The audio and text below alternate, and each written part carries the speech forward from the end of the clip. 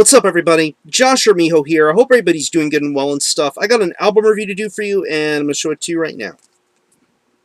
This is the new album from the band Deafheaven, entitled Sunbather. This is released on Deathwish Inc. Now, if you're not too familiar with this band, they are based out of San Francisco, California. And the best way to describe the sound of this band would be, well, it's kind of hard to explain. Because this is a band that takes many different influences and combines them to create a sound that's all of their own. Mainly influenced from stuff including shoegaze, ambient music, post-hardcore, post-metal, to even black metal in some circumstances. And it creates, in my view, something incredibly unique and devastating at the same time. I first got introduced to this band back in 2011 with their debut album, Roads to Judah. Now, it doesn't really take a lot to move me, but Roads to Judah moved me. I thought it was one of the most beautiful albums I've ever heard, and probably one of the very first albums I could give a perfect score to. I still stand by that score.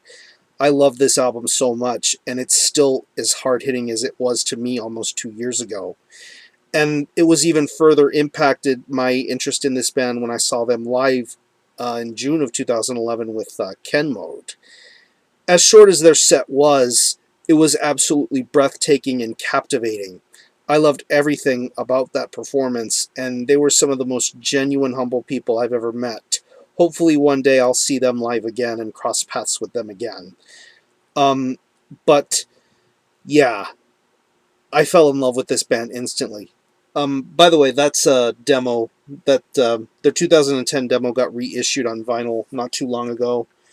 But now, fast forwarding now to 2 years later, we have their second full-length album entitled Sunbather. It's 7 tracks, and it clocks in at around almost an hour in length. And the main difference between this album and Roads to Judah, to me, things seem a little bit more daring and a lot more gutsy.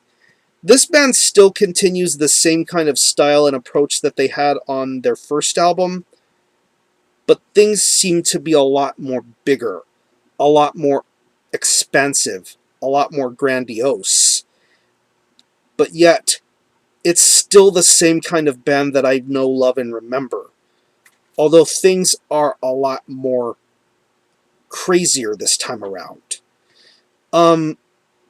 Basically what Sunbather consists of is 4 actual songs and 3 interludes that serve as gaps between the 4 songs.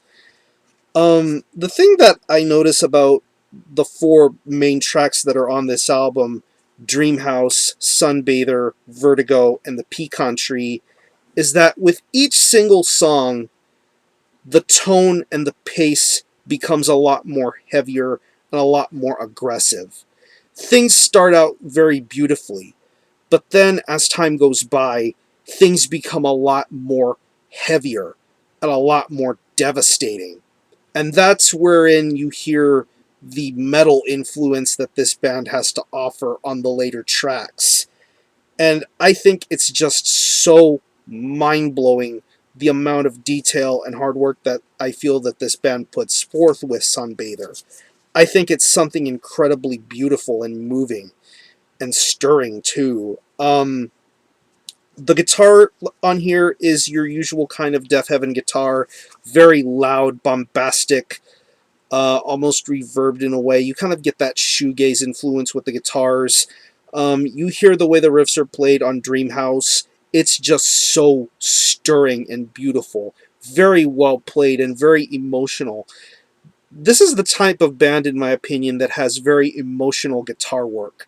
Very beautiful riffs, very beautiful leads, and just the way that every riff is written and played out, it just sounds so beautiful, so monumentally heavy.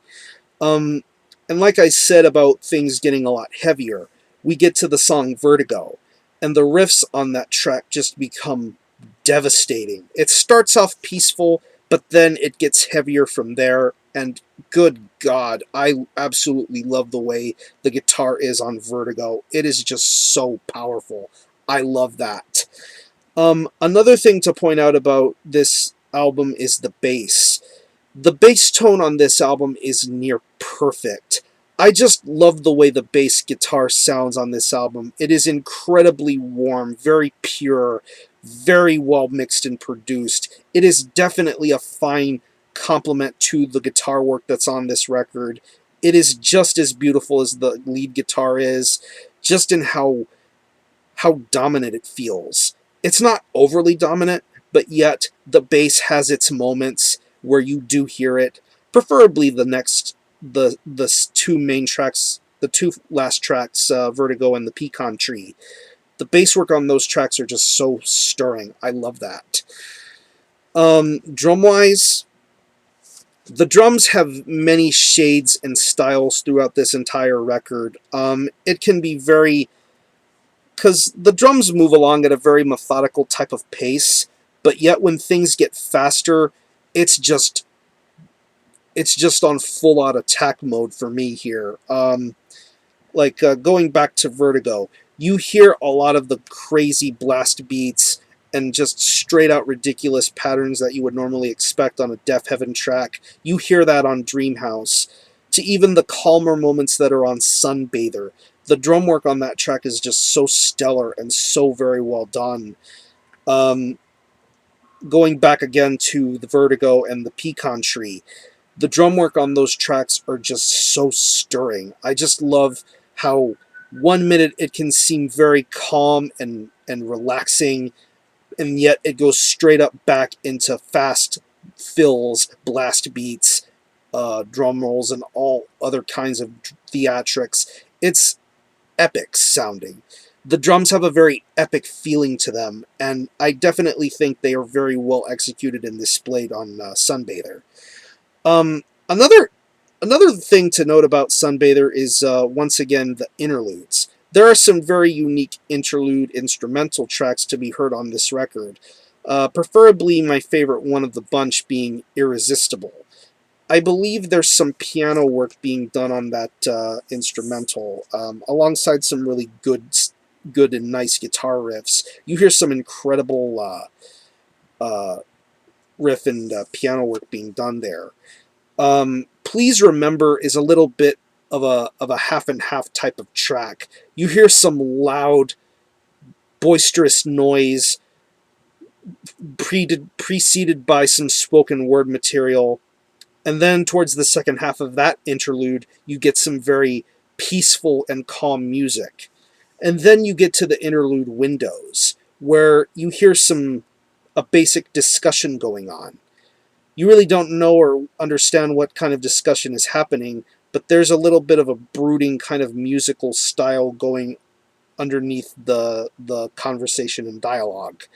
And I think it's very interesting, and definitely these bookend style interludes definitely help, well, not really bookend, but these rest periods on this album are definitely something to make Sunbather completely unique and different. And now we get to the vocals. George's vocal style is just something very powerful. He has this very emotional, shrieking, shrill kind of scream voice. That's where you get a little bit of the post-hardcore influence that this band has to offer. And definitely he delivers his vocals with such power and emotion. I love his vocal style. Definitely the first couple of tracks, Dreamhouse and Sunbather. I just love his vocal performances on those tracks. It is so beautiful the way he delivers his lyrics and just screams with such emotion and passion. I love that about this guy. I love this guy's vocal style. It is so amazing the kind of feats that he can accomplish with this style of record. Um, Overall, compared to Roads to Judah, I honestly don't know how I feel about Sunbather. I want to say that I love this album just as much as I do Roads to Judah, but this album is a completely different type of monster.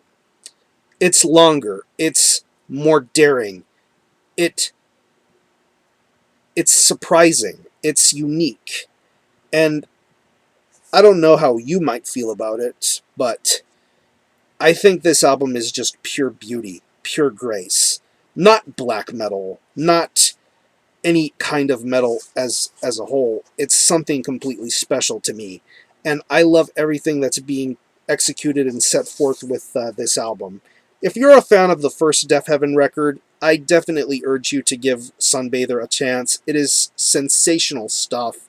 I love everything about it. I know this band is really not liked by everybody. I know some people love Deafheaven, some people don't.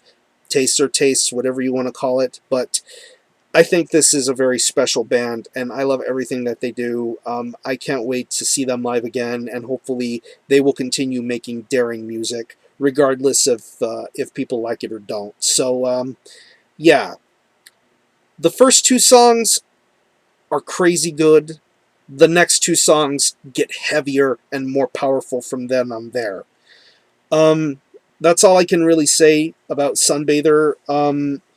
I'm going to leave you some links in the description box as to how you can listen to this and possibly get a hold of it. I'm going to leave you a link to their Bandcamp where they are streaming Sunbather. You can buy it digitally.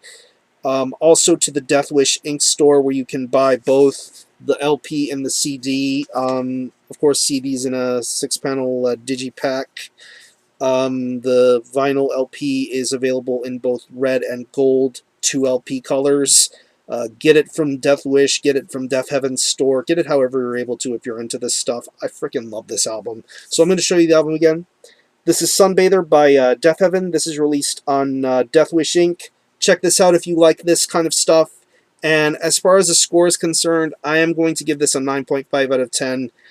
I'm absolutely smitten with this record, and you will be hearing about this hopefully later on towards the end of the year. So we'll see what happens. So that's it. I'm going to conclude this video. Thanks all for watching. Thanks for checking out my channel, and until the next time, Army Hill out.